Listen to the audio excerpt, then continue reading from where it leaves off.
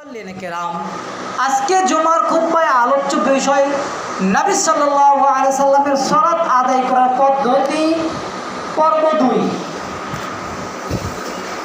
2 নং পাঠ আলোচনা করার পূর্বে আবারও প্রথম বিষয়টার উপর টাচ দিয়ে আপনাদেরকে স্মরণ করে দিতে যাচ্ছি। যখন সালাত আদায় করব তখন আপনার নিয়তটা হবে মুখে নয়, অন্তরে। এরপরে 2 হাত কাঁধ বরাবর কিংবা কান বরাবর উত্তোলন করতে হবে আল্লাহু আকবার বলে। এরপরে হাত বাঁধার স্থান, হাত কোথায় বাঁধবেন? হাত বাঁধবেন বুকের উপর, যা হাদিস সহিহ ইবনে খুজাইমা 479, হাদিস সহিহ আবু দাউদ 779, হাদিস মুসনাদে আহমদ 23,313 নম্বর হাদিস। তারপরে নাভির নিচে যে হাত বাঁধার হাদিসটি দুর্বল, যা ইমাম তিরমিজি উনি হাদিসটা লিখেছেন এবং হাদিসটা বর্ণনা করার পরে ইমাম তিরমিজি নিজেই বলছেন যে হাদিসটা নাভির নিচে হাত বাঁধার হাদিস ইমাম তিরমিজি যিনি লিখেছেন উনি বলেছেন দুর্বল। এরপরে ছানা আপনি পড়তে পারেন সুবহানাকা আল্লাহুম্মা ওয়া বিহামদিকা ওয়া তাবারাকা ইসমুকা ওয়া তাআলা জাদ্দুকা ওয়া লা ইলাহা গায়রুক ওয়া ইন্নী ওয়াজজাহতু ওয়াজহিয়া লিল্লাযী ফাতারাস সামাওয়াতি ওয়াল আরদি হানিফা ওয়া মা আনা মিনাল মুশরিকিন। এটাও পড়তে পারেন ছানা হিসাবে, যা জায়নামাজের দোয়া হিসেবে মানুষ পড়ে, কিন্তু ওটা জায়নামাজের দোয়া নয়, ওইটা ছানা।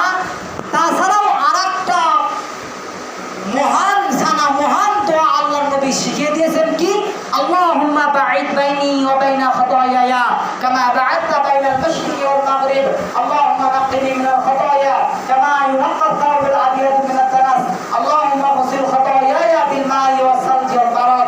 এই দোয়া পড়তে পারেন। এই দোয়ার মানে এর আগের সপ্তাহ বলেছি, এই দোয়ার মানে হলো, হে আল্লাহ, আপনি আমার গুনাহগুলো আমার নিকট থেকে দূরে সরিয়ে দিন। কত দূরে? পূর্ব এবং পশ্চিম যত দূরে। হে আল্লাহ, আপনি আমার গুনাহ সাফ করে দেন, পরিষ্কার করে দেন, যেমনই ভাবে সাদা কাপড় থেকে ময়লা পরিষ্কার করা হয়।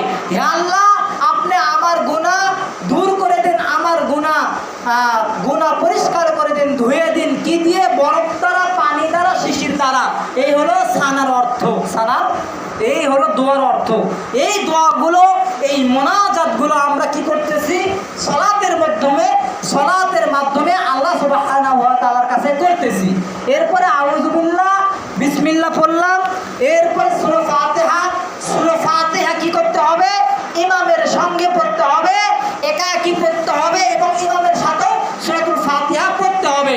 এবং জেহেরি কিরাত মানে চুপি যখন, তখনও পড়তে হবে। বাতিনি মানে প্রকাশ্য, জেহেরি মানে প্রকাশ্য আর বাতিনি মানে গোপন।